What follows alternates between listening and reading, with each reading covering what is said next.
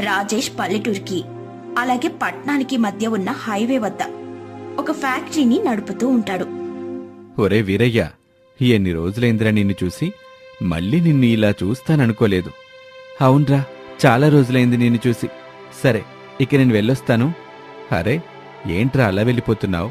ఎన్నో రోజుల తర్వాత కలుసుకున్నావు, కాస్త మాట్లాడుకుందాం. అన్నట్టు ఏం చేస్తున్నావు? ఈ నెల సంపాదనెంత? నీకిప్పుడు ఎంత వస్తుంది? అలా రాజేష్ రకరకాల ప్రశ్నలను అడుగుతూ ఉంటాడు. పాపం వీరయ్య ఎంతో బాధతో ఇలా సమాధానం చెబుతాడు.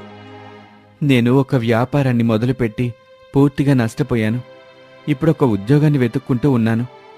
ప్రస్తుతం నా దగ్గర ఎలాంటి ఆస్తులు లేవు. నేను నా భార్య పేదరికాన్ని అనుభవిస్తున్నాం. అలా వీరయ్య చెప్పగానే రాజేష్ ఎంతో సంతోషిస్తాడు.